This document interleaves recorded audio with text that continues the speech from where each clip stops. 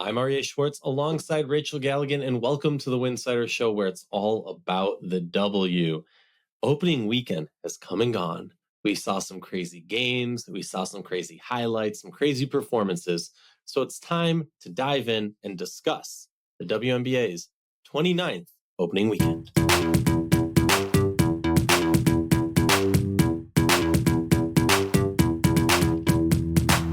If you like our show, please consider joining our Patreon community, patreon.com/Winsidr. That's patreon.com/Winsidr. For less than a cup of coffee a month, you can directly show support for the hard work we do covering the W. And don't forget to see our amazing staff's written content over at winsidr.com. That's winsidr.com.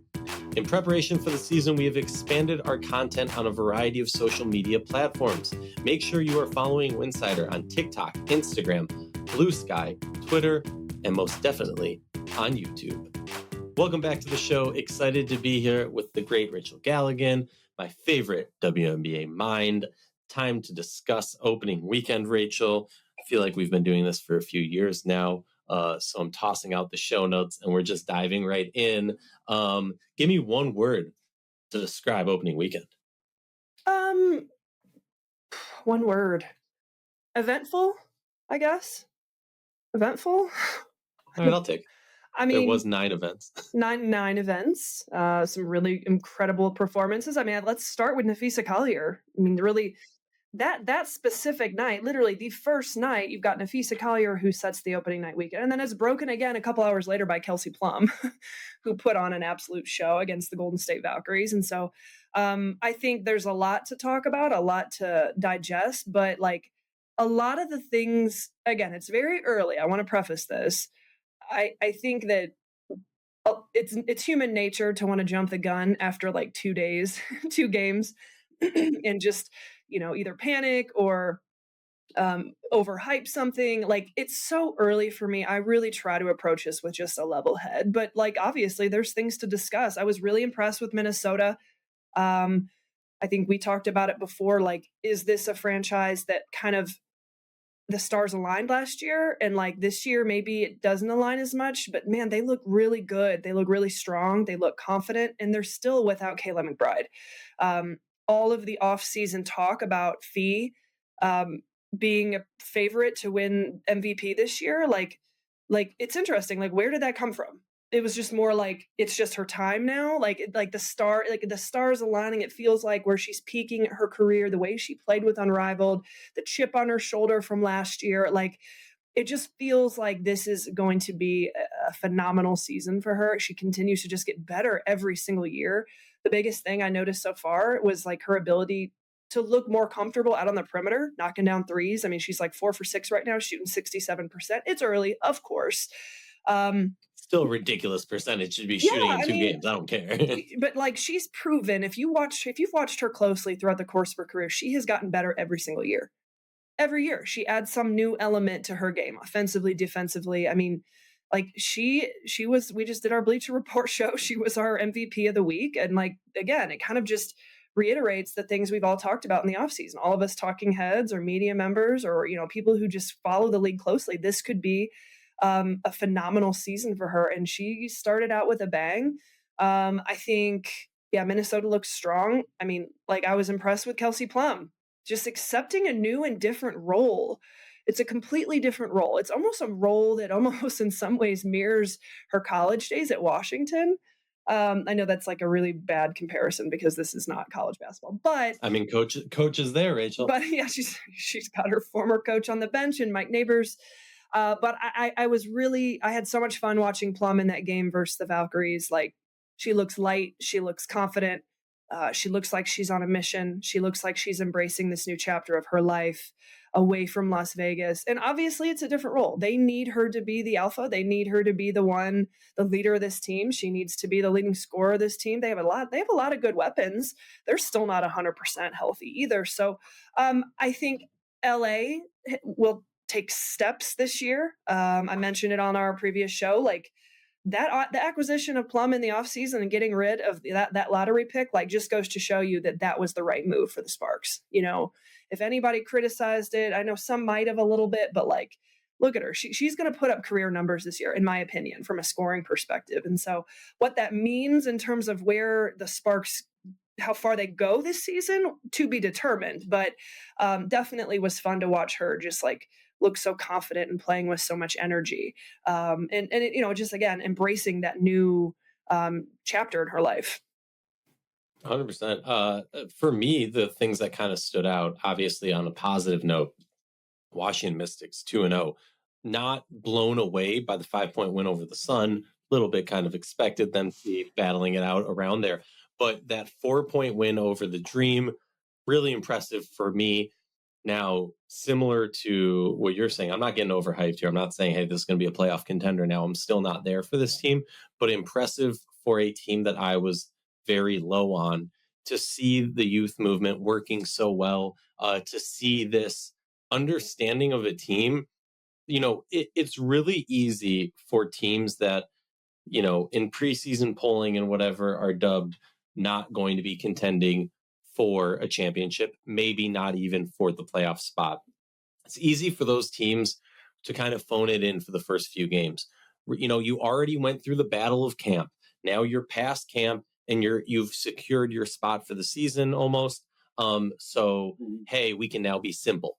We don't need to put in the same amount of desperation in every game we play. But that is not them. That's not what we saw from them. And that was really impressive for me, especially what we saw from Kiki in that first game.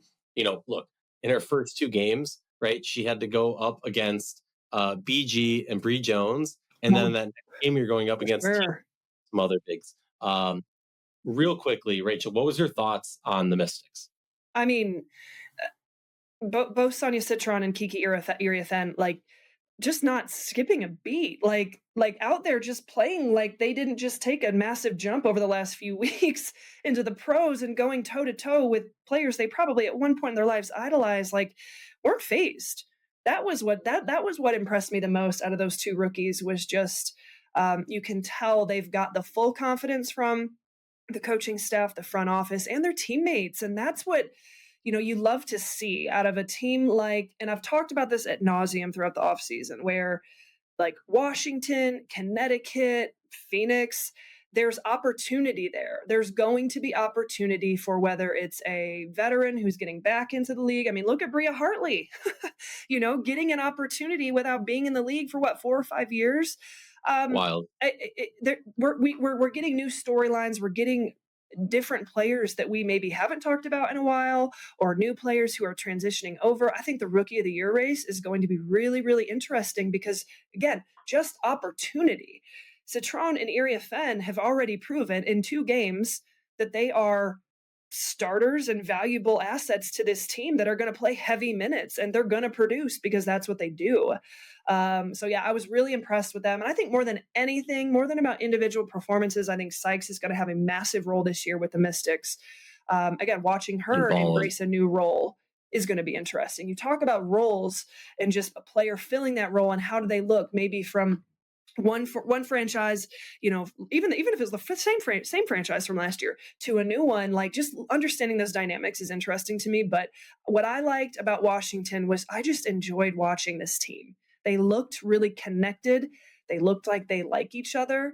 They looked like, we don't know what we can do this year, but damn it, we're going to compete every single night. And that's what, you put that type of product on, I'm tuning into it. I'm here to watch it. I'm here to watch, even with some of the learning curves that this team will inevitably go through. I don't expect them to finish outside of the lottery, but if they're out there competing and they're connected and they're playing hard, and they're a team you can't overlook just because they play hard and they work well together. So I was impressed with Washington. They're fun to watch.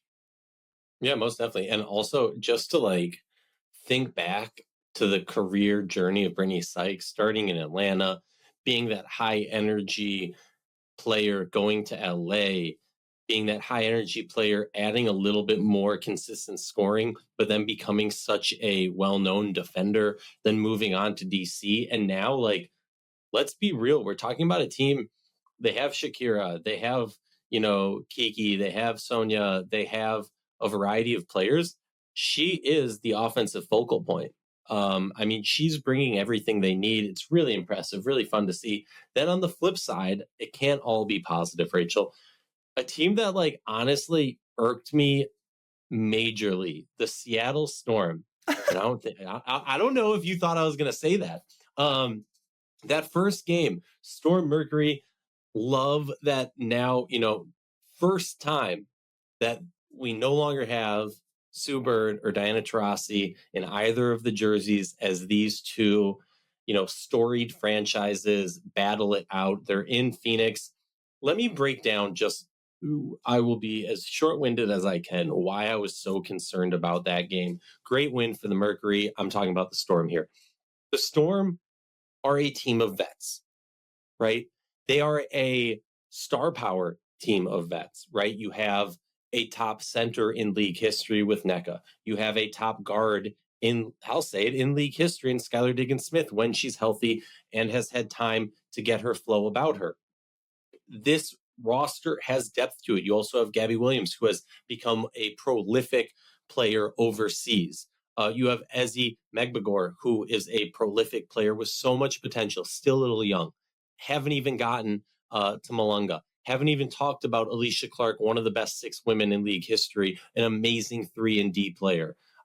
Erica Wheeler, like the list goes on this team. Yes, they're a little bit weak in the wings department, in the wing department, excuse me. But I would say that that is a cause of their own doing when they cut everybody right before the season started and are essentially playing with 10. I still think they're waiting for one more player to make one more signing, or there's something in motion that they're trying to do, because why else? You have the cap space to have 12 and run with 11 healthy. I don't get it. But for me to see them come out and drop just 59 points against the Mercury, a team that are not an elite defensive team, to only do that, I understand. The roster's had some shakeup. There's a lot of change that has happened. We no longer have Jewel Lloyd there. I completely get all of these asterisks that people want to put there. But at the end of the day, this is a roster that, for the most part, of people who played meaningful minutes in that game, were all there for camp. You're all vets. You've been around the block. You've had successful seasons. Why, like, that was the type of showing I would have expected for a Dallas Wings, a team that has some vets, some young players, and a brand new head coach. That's what I would have expected for, the Dream a little bit, because they have a new head coach. But you don't have that excuse for Seattle. And that's why it was so concerning. I like the bounce back, the 79-71 win over Dallas just yesterday as we recorded today. So yesterday is in Monday. But even that one, like, they kind of slowed off in the second half and gave an opportunity after a really dominant first half. They gave an opportunity. I think you said it was 17-point lead at one point. They gave an opportunity for the Wings to storm back. It was not enough. But yeah, that is of the teams. Like, there's the teams we expected to struggle early on. There's the teams that we expect to be in the lottery. This is a team I did not expect them, I'll say it, to lay an egg in game one. Well, and Skylar Diggins even, I think, made a comment, correct me if I'm wrong, where she was like, she was embarrassed, or at least the broadcasters mentioned that last night in the game against Dallas, that she was embarrassed about that opening night and how she felt like she needed to be better, at just like facilitating this team. And like, and I agree. Like, that night we were like, whoa, did not expect this to be the outcome of this game. And I definitely didn't expect Phoenix to look like that, especially without Kalia Copper. So like, whoa, to me, this is a game that we're going to look at 3 months from now and be like, whoa, remember when that happened? That was like wild. You know what I'm saying? And like, maybe because I have recency bias and I saw what Seattle did last night to Dallas and they were able to get that win and right the ship a little bit. But here's the thing. Like, yeah, you have NECA. Yeah, you have Skylar Diggins, but like we can't keep leaning on like the Ezzy's like young, like she can't go 1 for 9. Gabby Williams can't go 1 for 9. Those two cannot go 2 for 18, shooting 11%. They struggled to score across the board, not just those two, but like they don't have a super deep team. And so those starters are going to have to be efficient. They're going to have to be efficient. And more than anything, they're going to have to defend a lot better than what they did against Phoenix. And then, let me pull the stats real fast just to double check. And they bounced back. I just really think, like, I question the depth of this team, and I question, like, man, like, if they're not all playing well, this could get out of hand at certain times. And again, like, it's early, we don't quite know, but let's look at the stats. Storm versus the Wings. Ezzy ended up going 50%, 3 for 6. Gabby Williams, 7 of 13. Okay, you have to have that type of production out of those two in particular. Nneka's going to have nights where she's giving you 15 to 25. Skylar Diggins is going to give you, 17 to 25. Like Alicia Clark, I don't think we can expect her to be like up around like 10, 12. Like she's got to be solid defensively. She's got to give you meaningful minutes. She's got to do the right thing, be the veteran leader, give you 6 to 8 a game. And so like after that, like you got Erica Wheeler, Lee Rue, and like Malonga. I don't know, man. The depth of this team is questionable, and you just have. I will push back. What? No, I will only because I love to disagree with you, and I feel like we've been. What depth? So this is what I'll say. When we talk about depth, I understand what you're saying and where you're coming from. This is my pushback is when we look around the league, what team has crazy depth? Like there are teams that have some depth, but a lot of teams are so top heavy. In comparison to some of those top heavy teams, I'm looking at you, Phoenix. Seattle's worse than Vegas right now in their depth, in my opinion. I would look at the rosters side by side and argue. Yeah. But I will say Lexi Brown is a serviceable 3-point shooter or good defender. I've been saying this for years. I think she's a player who can do both of those really good, but not both of them in the same game. That's just been my take on her. Lee Yuru and Malonga are great depth, in my opinion, for their front court of Nneka and Ezzy. I understand that they don't have the much experience. Malonga's very young. Lee Yuru has not played that much in the league. I totally get it. Erica Wheeler, as a vet bench player coming off the bench and being your backup point guard, again, like I'm not going to sit here and say, Erica Wheeler should be starting on a top contention team or Lexi Brown should be, or any of this bench should. But those are all players that, if I'm building a roster, I'm happy with them being my 6th, 7th, 8th woman off the bench and thinking, okay, we have some like legitimate play in here, right? Like Lexi can score if you need scoring off the bench. Erica Wheeler, can be your point guard if you need a backup point guard. Liuru provides size. So like they have options. And I'm going to be stressing this and talking about this, I feel like, throughout this whole season. My concern isn't the depth. My concern is the head of the snake. My concern is not just the roster makeup, but I think at a certain point we have to start questioning the vision of this team from the head coaching position. It's been many years, and like, hate on me for this, tell me I'm wrong, whatever. There have been many years, in my opinion, that we have been giving excuses for this Seattle Storm roster and for what Noelle Quinn has been able to do. And as the years go on, the excuses change, but they continue to be excuses. And at a certain point, I'm not saying that point is now, but this is my way too early prediction for the season. At a certain point, we're going to have to start acknowledging that all of these concerns are serious and we can't just make an excuse for it. Well, I was super concerned after the very first game. They're slinging the ball over the gym. Like, it was like, whoa, like, what is happening here? This team is too veteran, too whatever to be looking like this. They looked a lot better last night against Dallas. So, like, I'm not there yet. I'm not willing to do that. Again, this feels like last year 2.0. Let's try to run it back and see what we can do with more of a with better chemistry, I guess, without the Jewel Lloyd dynamics going on. But I think it hurts them. Honestly, the loss of Jordan Horson hurts this team more than we give it credit for. Oh, yeah. That's a player that they really, I think she would have been that depth piece. If she's on this roster right now and they've got that wing element and that length, I think that helps them exceptionally. But again, let's see. We're just a couple of games in.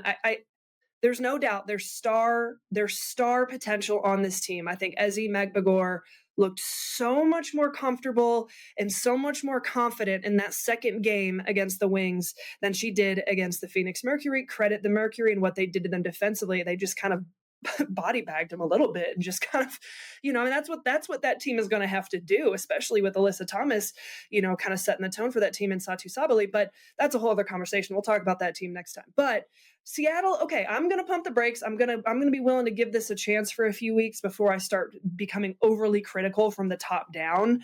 But I see some holes, and I see a really, really, really slim margin of error in terms of like from the depth perspective. But that's my take. Who else you want to talk about? No, You want to talk about Chicago? honestly, that do we have to? No.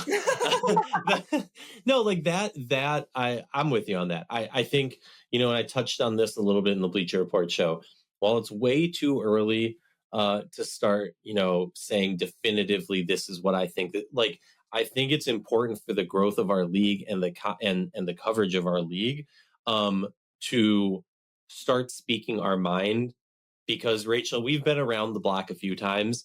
I'm not sitting here saying, hit the fire alarm on the Seattle Storm. But what I am saying is I'm seeing early concerning signs, and they are lining up to, at least in specifically to Seattle, concerns that I've had for going on years now. And so I'm bringing this up to say, okay, I put this out here. I put out this hypothesis. Let's see how the season goes and kind of readjust and reanalyze it as we go on. Okay, and you pick, because we talked about Chicago on the Bleacher Report show. Would you rather talk about Chicago or Golden State?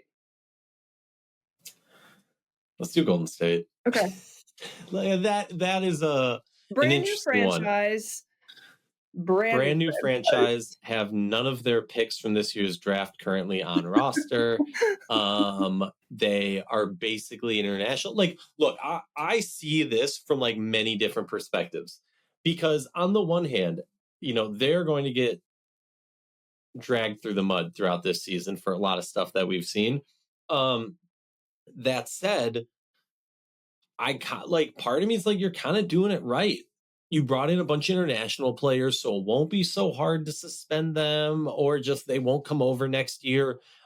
You're showing off your facility and your fan base, even for a bad team. Those are all signs to me that say, hey, free agents want to come over here. You've set yourself up to have a great amount of cap space next year. The one thing I'll push against is this team had the same amount of time for training camp as every other team, and by far, for me, looked like the most unorganized, disheveled. Yeah. In terms of basketball play, the franchise looks amazing. The fandom, the ownership, the facilities, the buy-in from the city. But this did not look like a cohesive team that just had 2 weeks together to get ready for your first game. And I was texting you this during the game. It looked like a pickup team playing together. Yeah, I agree with that take. And I mean, we all know it's expected that an expansion team in their first year is not going to be very good. That's pretty normal. The history of the league, you look back on it.